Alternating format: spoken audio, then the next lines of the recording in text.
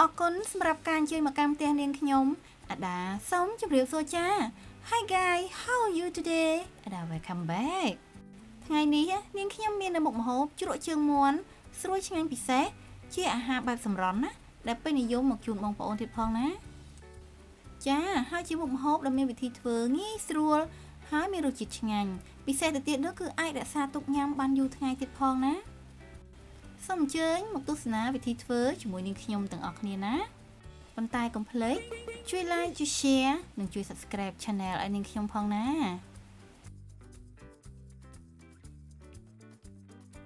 សម្រាប់គ្រឿងផ្សំគឺនាងខ្ញុំមានជើងមាន់បងប្អូនគឺទម្ងន់2គីឡូក្រាមណា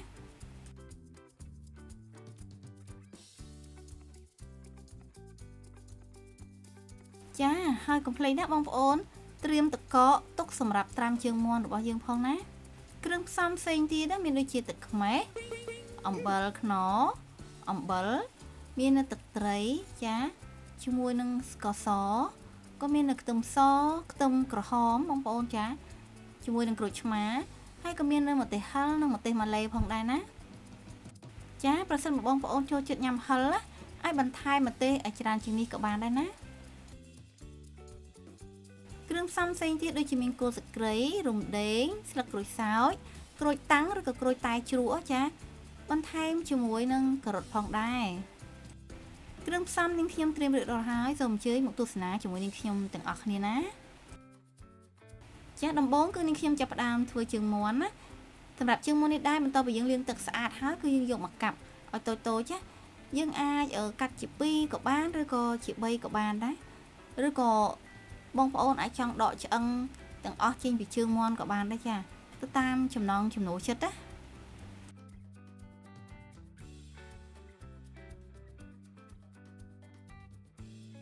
ចាឥឡូវនេះជើងមាន់របស់នាងខ្ញុំគឺបានកាប់រួចជាស្រេចហើយណាចាបន្ទាប់មកគឺដាក់ដាំទឹកឲ្យពុះសិនណា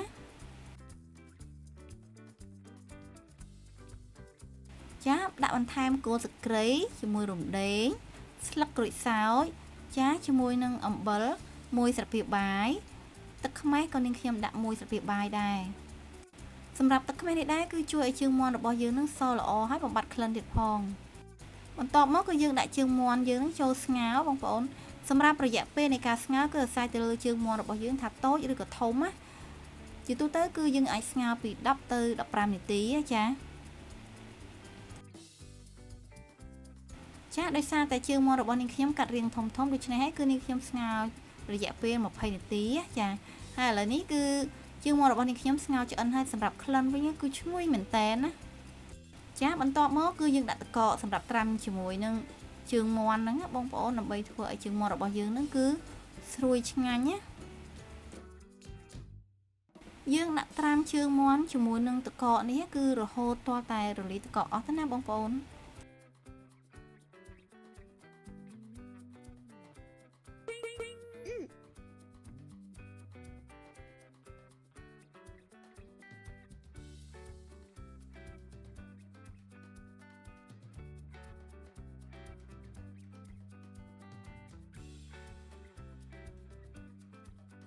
ចាឲ្យកំឡុងពេលដែលយើងត្រាំជើងមាន់ជាមួយនឹងទឹកកកហ្នឹងណាយើងមកធ្វើគ្រឿងផ្សំសម្រាប់ធ្វើជ្រក់ឲ្យហើយណាចាសម្រាប់ខ្ទឹមសម្ទេសហឹរជាមួយនឹងម្ទេសម៉ាឡេនេះគឺនាងខ្ញុំយកទៅក្រឡុកជាមួយនឹងម៉ាស៊ីនឲ្យម៉ត់ណាចាឬមួយក៏បងប្អូនណាអាចយកទៅបុកជាមួយនឹងត្បាល់ឲ្យម៉ត់ក៏បានដែរចាហើយប្រសិនបើចូលចិត្តញ៉ាំហឹរណាអាចបន្ថែមម្ទេសហឹរឲ្យច្រើនជាងនេះបានណាចាបន្ទាប់មកគឺនាងខ្ញុំចាប់ផ្ដើមហាន់ខ្ទឹមសជាចំណិតទៅបងប្អូន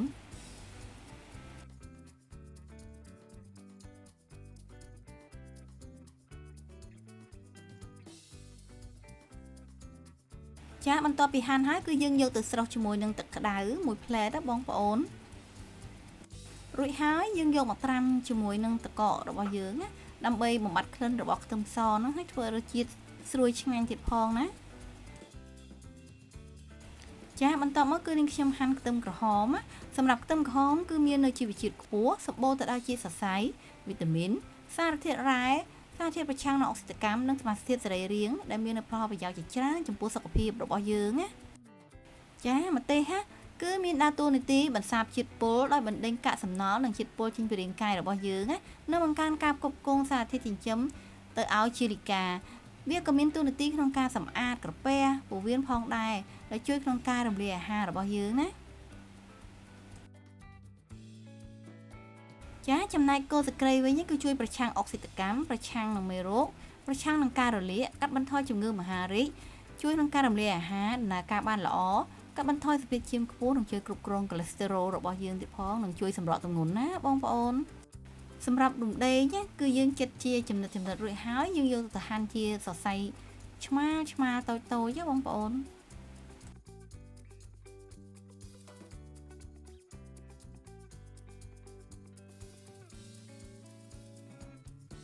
ចាសម្រាប់ស្លឹកក្រូចសើចវិញគឺយើងហាន់ជាសរសៃស្ដើងផងចាឲ្យទុកជា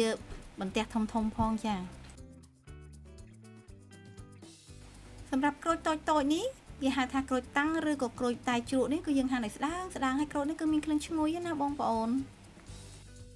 បន្ថែមជាមួយនឹងការ៉ុតដោយហាន់ជាសរសៃឆ្មាដូចគ្នាសម្រាប់ធ្វើជាបន្លែញ៉ាំជាមួយនឹងជើងមាន់ណាបងប្អូន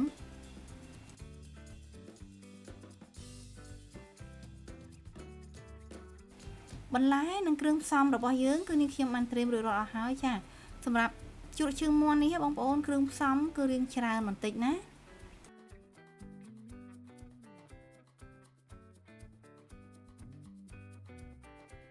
ចានេះខ្ញុំចាប់ផ្ដើមលាយទឹកគ្រឿងផ្សំគឺមានទឹកត្រីចំនួន5ស្លាបព្រាបាយចាជាមួយនឹងអំបិលបងប្អូននាងខ្ញុំដាក់សរុបមុនក្រោយគឺចំនួន3ស្លាបព្រាបាយចាក៏មានអំបិលខ្នុរសរុប3ស្លាបព្រាបាយដូចគ្នាសម្រាប់ស្ករសវិញគឺនាងខ្ញុំដាក់មុនក្រោយក្នុងការភ្លក់គឺ10ស្លាបព្រាបាយចាសម្រាប់ទឹកវិញគឺនាងខ្ញុំប្រើ2ចានចង្កឹះទឹកយើងធម្មតាយើងអាចប្រើទឹកក្តៅរាងអ៊ុនក៏បានដែរចាយើងកូរគ្រឿងផ្សំរបស់យើងឲ្យរីសព្វចូលគ្នាឬបន្ថែមជាមួយនឹងទឹកក្រូចឆ្មាចំនួន10ស្លាបព្រាបាយចានេះគឺជាម្ទេសម៉ាឡេជាមួយនឹងខ្ទឹមសដែលយើងបានក្រឡុកឲ្យម៉ត់ណាបងប្អូន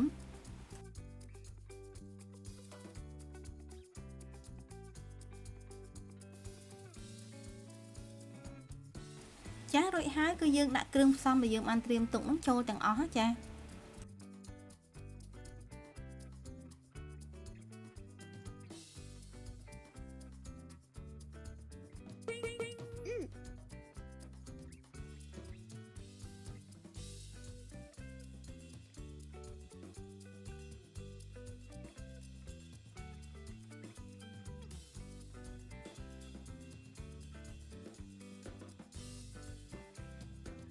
បន្ទាប់មកគឺបន្ថែមជើងមាន់ចូលបងប្អូនរួចហើយច្បល់ជាមួយនឹងគ្រឿងផ្សំរបស់យើងហ្នឹងណាឲ្យចូលជាតិគ្នាបានល្អចា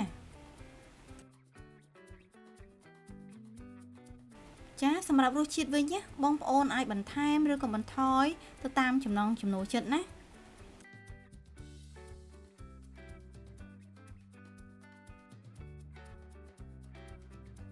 ចាសម្រាប់ជ្រក់ជើងមាន់នេះដែរបងប្អូនប្រសិនបើយើងធ្វើភ្លាមញ៉ាំភ្លាមគឺរសជាតិមិនសូវឆ្ងាញ់មែនទេណាចាហើយប្រសិនបើយើងបានក្លាសេឲ្យត្រជាក់ពីមួយយប់ឡើងទៅជើងមាន់របស់យើងគឺត្រជាក់ហើយស្រួយឆ្ងាញ់ទៀតផងចា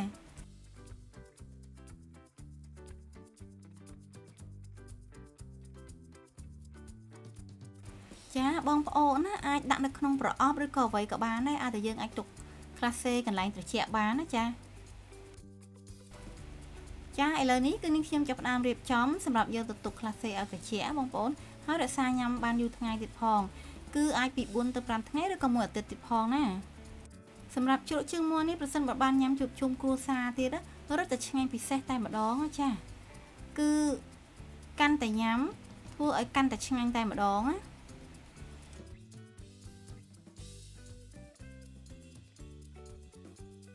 ាអញ្ជើញមកញ៉ាំជាមួយនឹងខ្ញុំទាំងអស់គ្នាណាប្រសិនបើបងប្អូនមានចម្ងល់អ្វីអាច comment ខាងក្រោមវីដេអូរបស់នាងខ្ញុំបានណា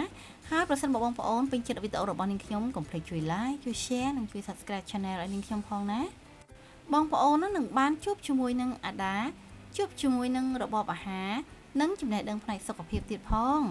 ជាចុងក្រោយនាងខ្ញុំក៏សូមអរគុណសម្រាប់ការចំណាយពេលវេលាដ៏មានតម្លៃក្នុងការទស្សនាវីដេអូរបស់នាងខ្ញុំណាជួបគ្នានៅវីដេអូក្រោយៗទៀតណាជម្រាបលាអរគុណ